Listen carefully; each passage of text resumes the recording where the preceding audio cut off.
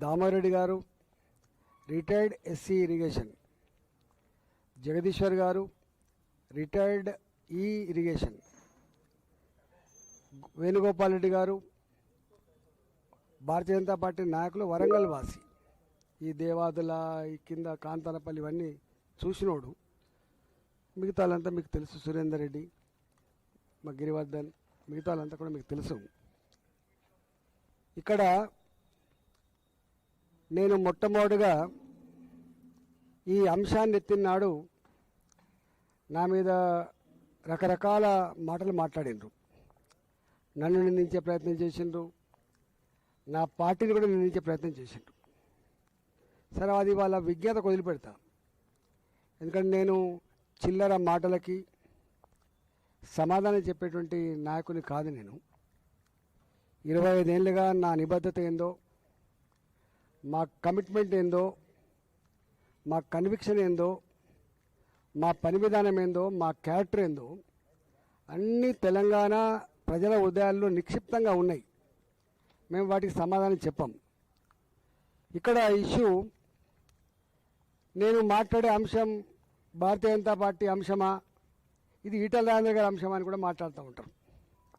Bharatiya Janata party fundamental principal, మా fundamental principal దేశం first, nation first, party next, personal last. నేను పక్కా బాజాప్తా తెలంగాణ మట్టి బిడ్డను. నాకు నా తెలంగాణ ఫస్ట్, తర్వాత party next, lost my personal. Etela Rajender గారు లాస్ట్ నా personal. The most important thing ఏంటంటే, మరొకసారి గుర్తు చేసే అంశం ఏంటంటే, నాలాంటి వాడిని ఈ స్థాయికి ఎదగడానికి, ఇంత స్థాయికి ఎదగడానికి, ప్రజలలో ఇంత గౌరవం గుర్తింపు పొందడానికి కారణకుని నేను తెలంగాణ ఉద్యమ బిడ్డను. నేను 13-14 సంవత్సరాలు తెలంగాణ రాష్ట్ర ఏర్పాటు కోసం నేను రకరకాల హోదాల్లో పనిచేసినటువంటి చరిత్ర తెలుసు. అన్నిటికంటే ముఖ్యంగా తెలంగాణ రాష్ట్ర ఏర్పాటు బిల్లు అసెంబ్లీలో ప్రవేశపెట్టిన నాడు నేను ఆ బిల్లును మద్దతు ఇవ్వమని చెప్పి 1 గంట 2 గంటల పాటు సమైక్య శాసనసభలో అందరినీ కన్విన్స్ చేసినటువంటి వ్యక్తిని నేను ఆ పాత్రలో ఉన్నవాడిని. ఇవాళ రాజకీయాలు ఉంటాయి, రాజకీయాలు ఉండేవని నేను, కానీ రాజకీయాల ముసుగులో ప్రజల జీవితాలతో చెలగాటమాడే ప్రయత్నం ఎవడు చేసినా, ఏ పార్టీ చేసినా నాలాంటి వాడిని స్పెక్టేటర్గా ఉండడానికి లేను. నేను నాలాంటి వాడిని అర్థం చేయించే ప్రయత్నం చేస్తా, అవగాహన చేసే ప్రయత్నం చేస్తా, లేని పక్షంలో చీల్చి చెండాడే ప్రయత్నం కూడా చేస్తాం. మేము ఎవరి మెప్పు కోసమో, ఎవరి స్క్రిప్ట్ రాసిస్తేనో, ఎవడు పలికిస్తేనో పలికేటోళ్ళం కాదు. మేము స్వయం ప్రకాశకులం. మాకు సొంత జ్ఞానం, సొంత అవగాహన, సొంత కమిట్మెంట్ ఉన్న వాళ్ళం. మేము కుంజిస్తే రిమోట్ కంట్రోల్ లాగా ఉంటుండే కాదు. ఈ అవగాహన మా మీద ఆరోపణ చేసేటువంటి నీచులకు ఉండాలని చెప్పి నేను మనవి చేస్తున్నాను. మేము ఏమన్నాం, మేమందల్లా నేను ఆ తెలంగాణ జిల్లా బిడ్డగా ఎస్ఆర్ఎస్పి ఎన్ని విషాదాలు మిగిల్చిందో మాకు తెలుసు. ఎస్ఆర్ఎస్పి రాకముందు ఏముండే, ఎస్ఆర్ఎస్పి వచ్చిన తర్వాత ఏముండో నేను సజీవ సాక్షిని. మా దగ్గర నేను చిన్నప్పుడు 69 నుంచి 73-74 వరకు భయంకరమైన కరువు ఉండే. ఆనాడు ఎలినినో అని చెప్పిన వాళ్ళు లేకపోవచ్చు, నేనినో అని చెప్పిన వాళ్ళు లేకపోవచ్చు, కానీ భయంకరమైన కరువు ఉండే. ఏ ఇంటికి పైన జొన్నన్నం తప్ప వరన్నం లేదు ఆనాడు. చుట్టపొడత్తే తప్ప వరన్నం తినే పరిస్థితి లేకుండా ఆనాడు. గప్పుడు పునాది వేయబడ్డ 64లో పునాది వేయబడ్డ ఎస్ఆర్ఎస్పి వచ్చిన తర్వాతనే మాకింత వరి పండించుకునే, మాకు అప్పటికే కాకతీయుల చెరువుల కింద ఇంత వ్యవసాయం ఉండే కాబట్టి మేము ఇంత చల్లగా బతికినాం. నేను ఆనాడు కూడా సమైక్య రాష్ట్రంలో అనేకసార్లు మేము మాట్లాడినాం. ఒకటే రాష్ట్రంలో ఏం వివక్ష ఇదని చెప్పి మాట్లాడినాం. ఆంధ్ర ప్రాంతంలో 1 టీఎంసీ నీళ్లకు 3,500 ఎకరాలు ఎట్లా పారుతుంది? అదే తెలంగాణ ఎస్ఆర్ఎస్పి కింద మీరు ఒక టీఎంసీ నీళ్ళకి 12,000 13,000 ఎకరాలు ఎట్లా పారుతుంది? ఒకటే రాష్ట్రం కదా అని చెప్తే ఇది మెట్ట ప్రాంతాల కోసం డిజైన్ చేయబడ్డ కాలువలు అని చెప్పిండ్రు. నేను నా ఉపన్యాసాలు ఉంటాయి అసెంబ్లీలో, ఎస్ఆర్ఎస్పి కాలువల కింద బోర్లు లేకుండా బావులు లేకుండా పూర్తి స్థాయిలో వ్యవసాయం చేయరు. ఇది అవగాహన ఉన్నోడికి ఆ జిల్లా బిడ్డ అయితే తెలుస్తుంది. వ్యవసాయం గురించి అవగాహన ఉన్నోడికి, నీళ్ళ గురించి అవగాహన ఉన్నోడికి, ఇవాళ రైతుల గురించి అవగాహన తెలుస్తుంది తప్ప వాటిని తెలిసి ఆస్కారం లేదు. మేము ఆనాడు అన్నాం, మేము ఆనాడు చెప్పినాం. మేము ఎన్నోసార్లు నేను హుజరాబాద్ కాన్స్టిట్యూన్సీ రిప్రజెంట్ చేసేటప్పుడు నా ఎజెండా, నేను ఎమ్మెల్యేగా గొప్ప ఎమ్మెల్యేనా కాదా అనడానికి నా ఎజెండా ఎస్ఆర్ఎస్పి నీళ్ళు వచ్చినప్పుడు ఆ తూములు లేపితే నేను గొప్ప హీరోను, నేను ఆ కాలువని తెంపితే నేను గొప్ప హీరోను. చివరికి వరంగల్ వాసులకు కూడా తాగే నీళ్ళు అందని పరిస్థితులలో వాళ్ళు నా మీద ధ్వజమెచ్చేది. అంటే ఎస్ఆర్ఎస్పి నీళ్లు వరంగల్ కూడా దాటలేని విషయం మీకు అర్థం కావాలి. తెలంగాణ ఉద్యమం పుట్టినాడు మా గోరేటి వెంకన్న పాటలు ఉంటాయి ఇప్పటికీ. పల్లెల్లో పల్లెలు మొలిసి అనేటువంటి పాటలు ఉంటాయి.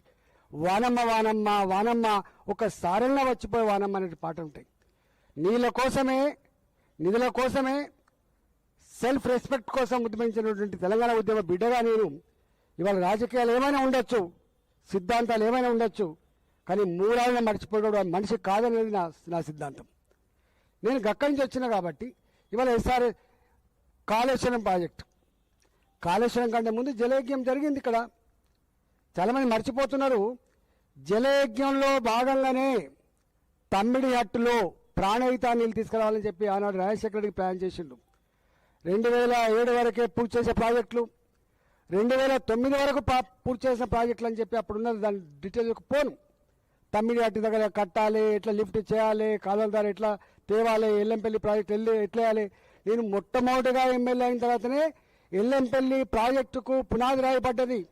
ఆనాడు రాజశేఖర రెడ్డి గారి ముఖ్యమంత్రి ఉండే, అది 24 టీఎంసీల నీళ్ళతోటి అది పునాది రాయబడ్డది. అక్కడి నుంచి వెళ్ళి ఎంఎండి కూడా ఆనాడే ప్లాన్ చేయబడ్డది.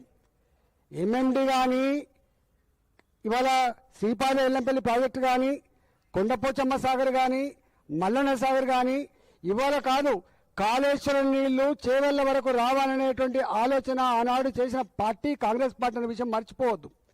కానీ తెలంగాణ వచ్చిన తర్వాత తెలంగాణ దుఃఖం తెలిసినటువంటి వాళ్ళుగా ఇవాళ గట్ల కాదు, కట్టేదేదో మంచి కట్టుకోవాలి, కడుపు నుండి నీళ్ళు తెచ్చుకోవాలనేటువంటి కాన్సెప్ట్ తోటి నీళ్లు ఉన్నాయే ప్రాణహితలు కాబట్టి ఆ నీళ్ళని మనం గొప్పగా వాడుకోవాలంటే అప్పుడు మేడిగడ్డ లక్ష్మీ బరాజ్ కట్టుకొని అక్కడి నుంచి వెళ్ళి అన్నారంకి ఎత్తిపోసుకొని అక్కడి నుంచి వెళ్ళి సుందిలకు ఎత్తిపోసుకొని ఇవాళ దీని కెపాసిటీ 16 టీఎంసీలు, అన్నారం కెపాసిటీ 8 టీఎంసీలు, ఇవాళ సుందిల కెపాసిటీ 8 టీఎంసీలు తీసుకుపోయి ఎల్లంపల్లి వేసుకుంటే ఎల్లంపల్లి నుంచి వెళ్ళి మాకు 24-25 టీఎంసీ అని చెప్తుంటూ 29 టీఎంసీల నీళ్లు మాకు మిడిమానేరులు ఉంటాయి. మిడిమానేరుల కెపాసిటీ 29 టీఎంసీలు దాదాపుగా. ఇవాళ రైల్వే జంక్షన్ కాజీపేట ఎట్లా అంటారో ఇవాళ ఉత్తర తెలంగాణకు నీళ్ళ యొక్క అడ్డా, నీళ్ళ జంక్షన్ మిడిమానేరు.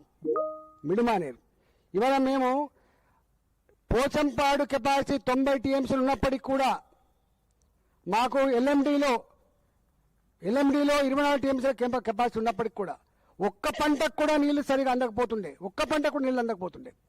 ఇవాళ కాళేశ్వరం లింక్ అయిన తర్వాత ఎంఎండిలో 20 టీఎంసీ నీళ్లు మాకు గ్యారంటీ ఏర్పడిన తర్వాత అవసరమైతే మీకు పోచంపాడులో కూడా నింపుకునే వెసులుబాటు కల్పించున్నారు. కాబట్టి మాకు రెండు పంటలు సంపూర్ణంగా పండించుకున్న జిల్లాలు ఇవాళ కరీంనగర్ జిల్లా, వరంగల్ జిల్లా, పార్ట్ ఆఫ్ నల్లగొండ జిల్లా కూడా. మీరు ఇప్పుడు అడగండి, మీరు కావాలితే ఇప్పుడు మీ ఎమ్మెల్యే ఉన్నారు కదా, అడగండి. ఇవాళ కాళేశ్వరం ప్రాజెక్టులో కాంట్రాక్ట్ ఎవరిని మాట్లాడతలేను, కాళేశ్వరం ప్రాజెక్టులో కమిషన్ అందించిన గురించి మాట్లాడతలేను, కాళేశ్వరం ప్రాజెక్టులో డిజైన్ తప్పున్నాయని మాట్లాడతలేను. కానీ ప్రాజెక్టు కట్టడమే తప్పనేటువంటి మీ నీచమైన ఆలోచనతో తప్పంటున్నాను నేను. తెలంగాణ ఇవాళ బోర్లు వేసి బోర్ల పడ్డ తెలంగాణ అని చెప్పినాం కదా, బావులు తవ్వి బండపడితే బతికే బండబారిపోయిన తెలంగాణ చెప్పుకున్నాం కదా. తెలంగాణకే కదా నీళ్లు కావాలని చెప్పి అడిగింది. ఇవాళ మనం చేసుకున్నాం. మేము ఏమన్నా ఇవాళ ఎలినినో మళ్ళా భయంకరమైన కరువు వచ్చినట్టుందని చెప్పి మనం చెప్పట్లేదు. ఇలా ప్రపంచ వ్యాప్తంగా ఉండేటువంటి అనేక రకాల సంస్థలు వేణుగోపాల్ తీవ్రమైన ప్రభావం ఉండేటువంటి ఆస్కారం ఉందని చెప్పి చెప్తున్నారు. భారతీయ జనతా పార్టీ మా బాధ ఇవాళ గింత ఇన్ఫ్రాస్ట్రక్చర్ తయారైంది చూసినోడు. లక్ష్మీ బరాజ్ అంతా మీకు తెలుసు. నేను అక్కడ నీళ్ళు నింపమని కోరట్లేదు. ఎన్డీఎస్ఏ ఏం చెప్పింది, వీళ్ళు ఏం చేసిండ్రు, ఎందుకు ఇన్ని సంవత్సరాలుగా ఇవాళ రాజకీయం చేస్తా ఉన్నారు, ఎందుకు ఇన్ని సంవత్సరాలుగా చట్టం చేస్తా ఉన్నారు, ఎందుకు తెలంగాణ ఉత్తర తెలంగాణ కళ్ళల్లో మట్టి కొడుతున్నారు, ఎందుకు హైదరాబాద్ నగర నీళ్లు రాకుండా చేస్తున్నారు మాట్లాడలేదు. నేను అంటలేను, నేను అడుగుతుండాలి ప్రయత్నం చేసి ఇవాళ ఇంత భయంకరమైన హెచ్చరికలు వచ్చిన తర్వాత కూడా మీకు సోయి లేకపోతే వదిలిపెడతా. ఇవాళ ముఖ్యమంత్రి గారిని విమర్శించాలని రాలే, ఇక్కడికి చిల్లర మాటలు కాంగ్రెస్ ప్రభుత్వాన్ని విమర్శించాలని రాలే. సమాధానం బాధ్యత కలిగిన వాళ్ళు మీరే కాబట్టి ఇవాళ నేను కేసీఆర్ గారిని డిమాండ్ చేయను. కేసీఆర్ గారు ఇవాళ చేసే పొజిషన్ లేడు కాబట్టి చేసే పొజిషన్ లో ఉన్నది ప్రభుత్వం, ఉన్నది కాంగ్రెస్ పార్టీ. ఇవాళ రేవంత్ రెడ్డి గారు ఉన్నారు కాబట్టి మా క్యారెక్టర్ చేయాల్సిన బాధ్యత ఎవరిది ఉన్నది. అన్ని ఇవాళ పొంగబడ్డా సుందరిలో పొంగబడ్డా చెప్పాం. గింత రాజకీయ ఇష్యూ నీచమైన ఇవాళ మీరు నేను మాట్లాడే తెలంగాణలో బోర్డంత మంది అంశమా రిటైర్డ్ ఇంజనీర్లు మాట్లాడే అంశం అని కూడా ఎక్స్పర్ట్ ఇంజనీర్లు కూడా ఉన్నారు. ఒక మీటింగ్ ఫండమెంటల్ పొంగబడ్డలా నిజంగా ఎన్ని టీఎంసీలు నింపవచ్చు, అన్నారంలో టీఎంసీలు నింపవచ్చు, సుందిలలో ఎన్ని టీఎంసీలు నింపవచ్చు. ఇవాళ ఏం చెప్తుంది మళ్ళా నెక్స్ట్ ఇక్కడ ఇంత భయంకరమైన తెలంగాణలో కరువు ఉండి నేను మొన్న కరీంనగర్ పోయినామన్నా బిడ్డ ఒకసారి విత్తనాలు వేసినాం, పత్తి విత్తనాలు అవి పొట్టిపోయినాయి, మొలవలేదు. మళ్ళీ రెండోసారి కూడా మళ్ళీ విత్తనాలు వేస్తున్నాం బిడ్డ అన్నారు. అవి ఎండిపోతా అంటే మొలవకపోతే కుండలతోటి నీళ్ళు తీసుకుపోయి పోస్తున్నాం బిడ్డ, ట్యాంకర్లతో నీళ్ళు తీసుకొచ్చుకొని వేస్తున్నాం బిడ్డ. నీకు తెలుసు కదా బిడ్డ, ఒక్కసారి విత్తనం వేయాలంటేనే ఎకరాన్ని 4-5 వేల రూపాయలు ఖర్చు అవుతాయి. రెండోసారి కూడా విత్తనం వేసినాం. ఇవాళ మళ్ళీ పాత రోజులు గుర్తొస్తున్నాయి బిడ్డ అంటున్నారు వాళ్ళు. ఎక్కడ నార్లు వేలే మీకు ఉండాల్సిన సో ఏంటంటే ఇవాళ మిషన్ భగీరథ వచ్చిన తర్వాత ఊర్లలో బావిల నీళ్ళు తాగుతలేరు, బోర్ల నీళ్ళు తాగుతలేరు. ఈ ఊర్లలో ఇవాళ ఎక్కడో ఎల్ఎండిలో నీళ్లు బటన్ ఆన్ చేస్తే కొన్ని 100 గ్రామాల నీళ్ళు వచ్చే పరిస్థితి వచ్చింది. మరి చేసిండ్రు. ఇవాళ మొత్తం తాగే నీళ్లు తెలంగాణ ప్రజలకి మళ్ళీ గోదావరి నీళ్ళన్నా కావాలి, మళ్ళీ కృష్ణానది నీళ్ళన్నా కావాలి.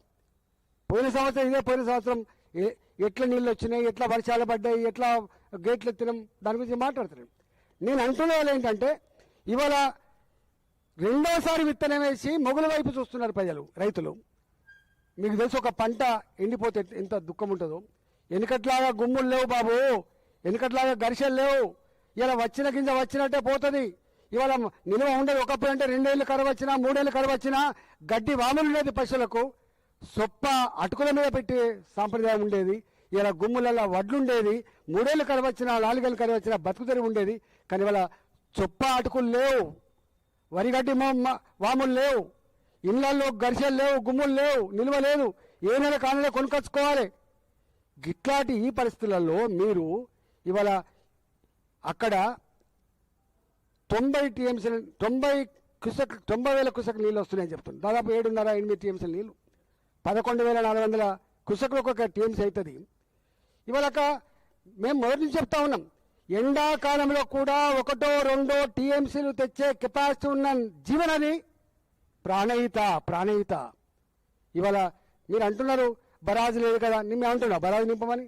మేము అంటలేం బరాజు నింపాలి, లక్ష్యం బరాజు పుల్లెలు కూలిపోయినా కూడా నింపు అంటలేం. మేము దేవాదుల కిందనే ఉంటుంది. దేవాదులకు బ్యారేజ్ లేదు.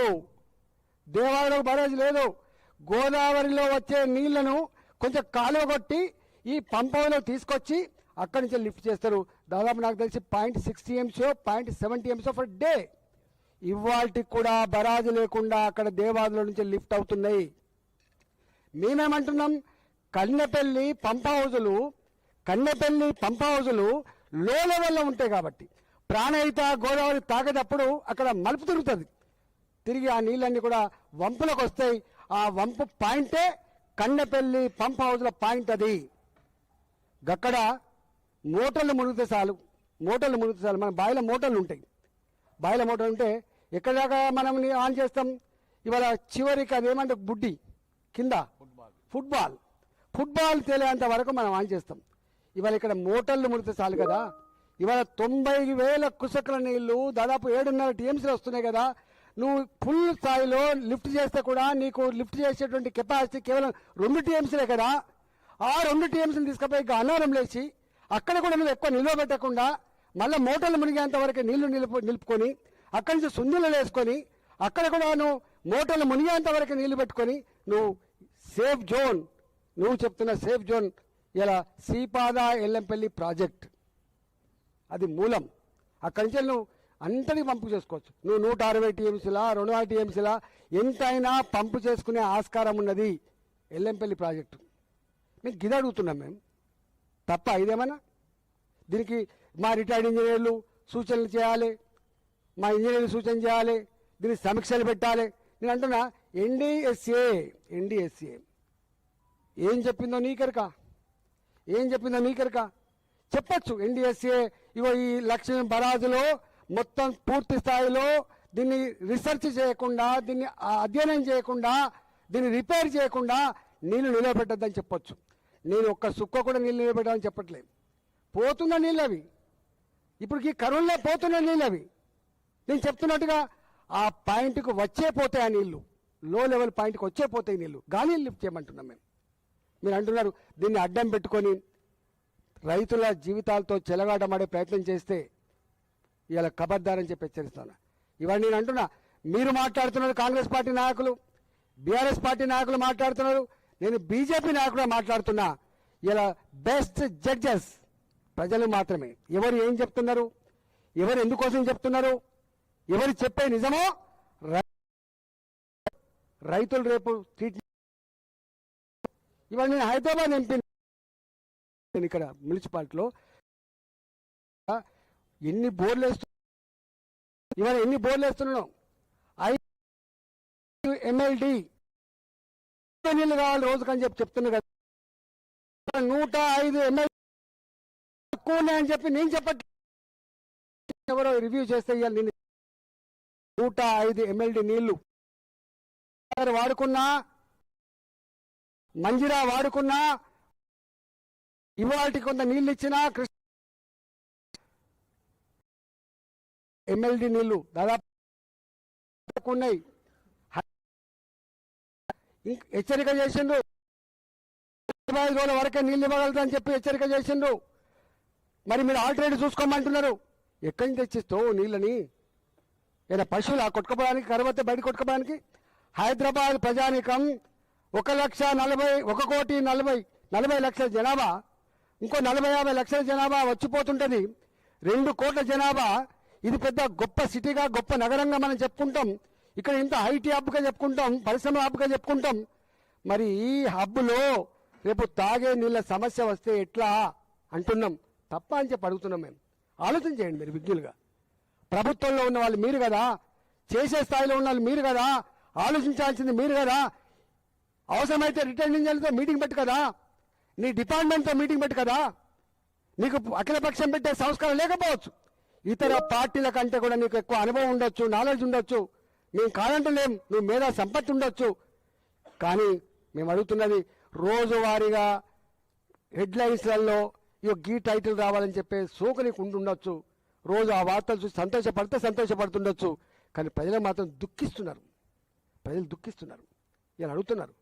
నేను మొన్న పోతే ఒక 20 మంది అడిగినా ఏమైందంటే, సార్ తప్పు సార్, నువ్వు పట్టించుకుంటలేవు సార్, నువ్వు మా కరీంనగర్ జిల్లాలో వదిలిపెట్టిపోయినావు, నువ్వు పోయి హైదరాబాద్లో పడ్డావు, కష్టమవుతుందని చెప్తున్నారు అని 20 మందిని అడిగితే 19 మంది తప్పు చేస్తుంది సార్ గవర్నమెంట్ అంటున్నారు. అర్థం చేసుకో, నీ ఇంటెలిజెన్స్ ఎట్టిపోయింది, నీ ఆఫీసర్లు ఎట్టిపోయినరు, నీ కార్యకర్తలు ఉన్నారు, నీ నాయకులు ఉన్నారు, నీ గ్రామ రిపోర్ట్లు ఉన్నాయి.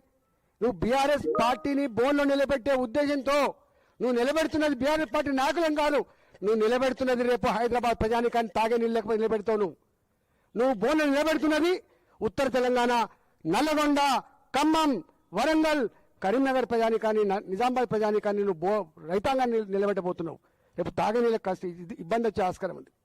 కాబట్టి దయచేసి నేను అంటున్నా, రేవంత్ రెడ్డి గారు దాడులు పక్కకు పెట్టు, విమర్శలు పక్కకు పెట్టు, ఎదురుదాడి పక్కకు పెట్టు, నీచమైన రాజకీయాలు పక్కకు పెట్టు, ప్రజల గురించి ఆలోచించి నీకు ఆశీర్వాదం దొరుకుతుంది, గుర్తుపెట్టుకో. ఇవాళ మమ్మల్ని బీజేపీ బీఆర్ఎస్ ఒకటే, ఎట్లా బీజేపీ బీఆర్ఎస్ ఒకటే రేపు ముందు ముందు వెళ్తుంది బాబు. రేపు బీజేపీ రేపు ఏం చేయబోతుందో రేపు నీ కిందికి నీళ్ళు వచ్చినప్పుడు వెళ్తుంది బాబు. ఇవన్నీ అధికారం ఉన్నప్పుడు అహంకారంతో ఏవి కళ్ళు కనబడకుండా అన్ని మాట్లాడతారు. ఇవాళ నీ వంది మా కాదలు ఆహా ఓ అంటారు. అంతకుముందు ముఖ్యమంత్రి కూడా ఇట్లే అన్నారు, నీకెదురు ఎక్కడ సార్, నీకు 20 ఏళ్ళు 30 ఏళ్ళు నీదే పోసారన్నారు, కథం పట్టించిండ్రు. నీకు డోకా లేదు పోసారని చెప్పిండ్రు. ఎంత ఉద్యమ నాయకులైనా ఎంత పని చేసినట్టు కనబడ్డా సందర్భం వస్తే పాతాళంలో పాతరేతరనే చరిత్ర మర్చిపోకు. నేను అంటున్నా, నా మీద మాట్లాడు కాదు, నువ్వు ప్రజలతో మాట్లాడు, ఇంజనీర్తో మాట్లాడు, కాంట్రాక్టర్తో మాట్లాడు, పని చేయించే ప్రయత్నం చేయి. ఇవాళ నిజంగా నేను అంటున్నా, ఒక్క పంట వేస్తే రైతుకు సైకాలజీ ఎట్లుంటుంది అంటే, చివరికి పొట్ట మీదకి వచ్చినప్పుడు నీళ్ళు లేకపోతే, ఈనంగా నీళ్ళు లేకపోతే వచ్చే పంట 30,000 పంట అయినప్పటికీ కూడా 3 లక్షల రూపాయలు పెట్టి బాధ్యత అవుతాడు. దట్ ఈస్ ఫార్మర్ అంటోడు వ్యవసాయం చేస్తాడు, బిజినెస్ గురించి ఆలోచించాడు.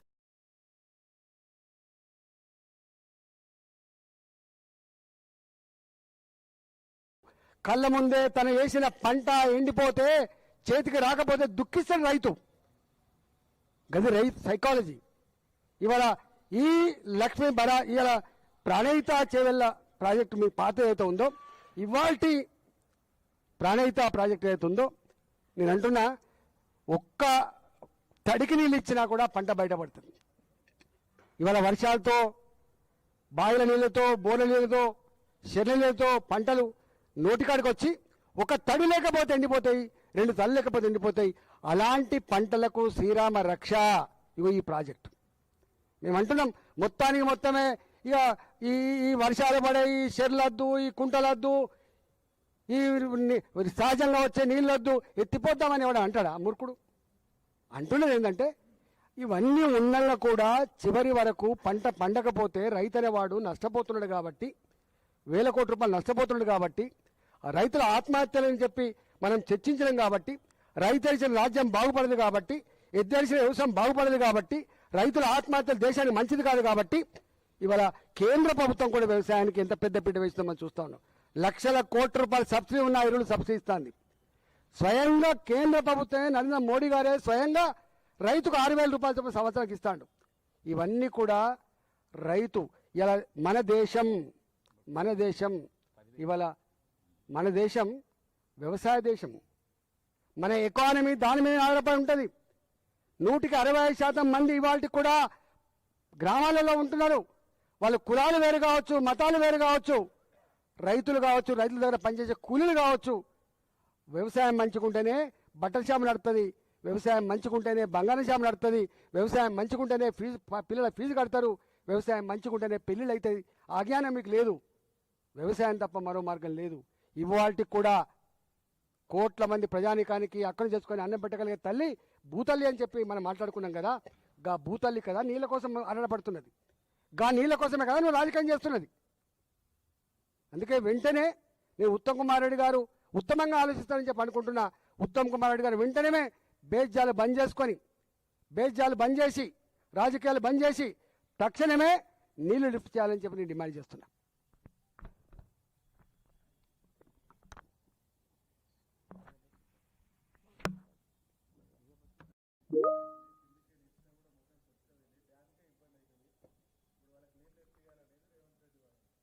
అసలు సుక్క నీళ్లు నిల్వ చేయదంటున్నాయి మేము కూడా.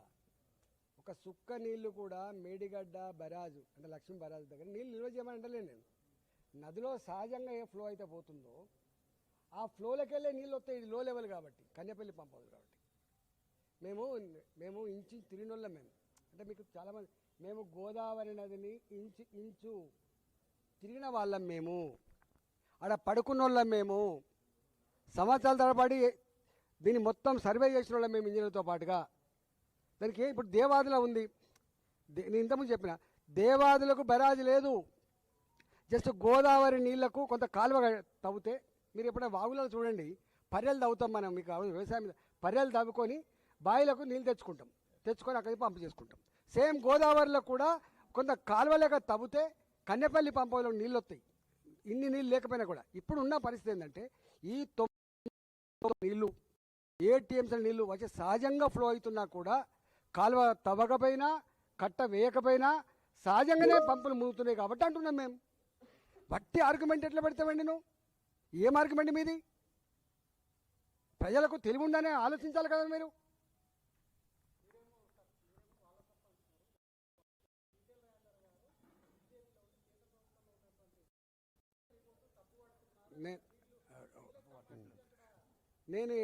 నేను ఎన్డీఏ ఒక్క నిమిషం ఉండండి. నేను ఒక నిమిషం ఉండండి. మోటార్లు ఖరాబ్ అయితే రిపేర్ చేయి. ఎన్డీఎస్ఏ ఏం చెప్పిందో నేను దాన్ని కాంట్రాక్ట్ చేస్తలేను. ఎన్డీఎస్ఏ ఏం చెప్పిందో నేను కాంట్రాక్ట్ చేస్తలేను. మా బీజేపీ ఫిలాసఫీ నేను ఫస్ట్ సెంటెన్స్లో చెప్పిన, మీకు అర్థం కావాలి. అందుకే మీరు తప్పుడు వార్తలు వేసి మీ మీ మీ దేని దానికోసం ఆగం కాకండి. భారతీయ జనతా పార్టీ మొట్టమొదటి ఫిలాసఫీ దేశం ఫస్ట్, నెక్స్ట్ పార్టీ, తర్వాత వ్యక్తి. నేను తెలంగాణ మట్టి బిడ్డను కాబట్టి ఫస్ట్ నాకు తెలంగాణ, తర్వాత నా పార్టీ, తర్వాత నేను. దీనికి ఏమైనా అనుమానం ఉంటే చెప్పు.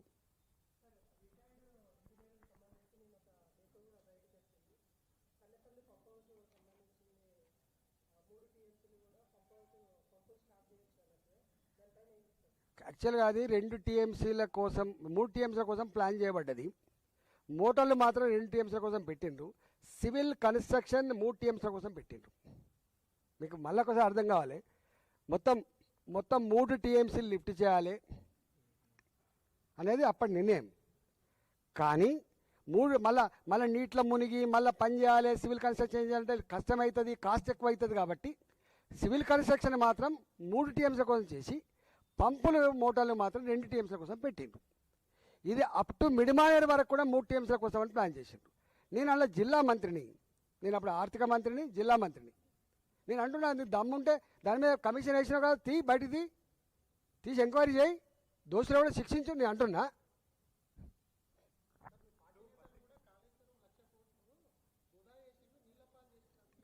నేను దాని గురించి నేను 1,00,000 కోట్లు వృధా చేసిన గురించి నేను ఒకటే చెప్తున్నా. దాంట్లో ఎంత కరప్షన్ ఏందో లెక్కతి, ఎవడో బాధ్యత లెక్కతి, అరెస్ట్ చేయి, పనిష్మెంట్ ఇవ్వు. నేను దాని గురించి మాట్లాడుతాను కదా. ఇప్పుడు ఉన్నది కదా, నీకు ఇష్టం ఉన్నా లేకపోయినా, అరే ఒకటి నీకు అర్థమైతే లేదు. నువ్వు చాలా సంకుచితంగా ఆలోచించి మాట్లాడుతున్నావు. నేను అంటున్నా 1,00,000 కోట్లు ఖర్చు పెట్టి చేసినా అంటున్నాను. ఇప్పుడు నీకు మొత్తం కాళేశ్వరం ప్రాజెక్ట్ అంటే 2, ఒక లక్ష్మీ బరాజ్ కాదు కదా. లక్ష్మీ బరాజ్ ఉన్నది, అంత అన్నారం ఉన్నది, సుందిల్ల ఉన్నది, మిడిమానేరు ఉన్నది, ఒక అనంత సాగర్ ఉన్నది, ఒక రంగనాయక సాగర్ ఉన్నది, ఆ పైన మల్లన్న సాగర్ ఉన్నది, ఆ పైన కొండపోచమ్మ సాగర్ ఉన్నది, అక్కడి నుంచి బస్వాపురం ఉన్నది. గిన్నున్నాయి బాబు, 100 కిలోమీటర్ల కాలువలు ఉన్నాయి. ఏమర్థం చేసుకుంటారు మీరు? 1,00,000 కోట్లు ఖర్చు పెడితే 1,00,000 కోట్లు తిన్నాడని చెప్పి వాళ్ళు అనగానే నేను అవును నిజమే తిన్నాడని మాట్లాడాను. నేను ఏమన్నా జ్ఞానం ఉందా? 1,00,000 కోట్లు ఇప్పుడు రేపు నువ్వు మూసితే ఎత్తున్నావు, ఓ 1,00,000 కోట్లకు ఎస్టిమేట్ ఎత్తాడు. 1,00,000 కోట్లు తిన్నాడని చెప్పి ఆరోపణ చేస్తే 1,00,000 కోట్లు తిన్నట్ట? ఎంత బ్యాడ్ అండి ఇది. ఇంత నీచంగా ఉంటారా? బదనాం చేయి, కానీ గిట్లా చేస్తే ప్రజలు హర్షిస్తారనుకుంటే మాత్రం మూర్ఖత్వం అయితే గుర్తుపెట్టుకో. ఇవాళ కాళేశ్వరం ప్రాజెక్టు కొన్ని 100 టీఎంసీల రిజర్వాయర్లు, కొన్ని 100 కిలోమీటర్ల పైప్ లైన్లు, కొన్ని 100 కిలోమీటర్ల కాల్వలు, 10ల సంఖ్యలో టన్నల్స్, మోటార్లు, పంపులు, కొన్ని పెద్ద టవర్లు, ఎలక్ట్రిసిటీ టవర్లు, పెద్ద లైన్లు అనేకం ఉన్నాయి కదా. దాన్ని వాడుకోరాదు. నువ్వు బదనాం చేసి ఎత్తి కానీ వాడుకోరాదు.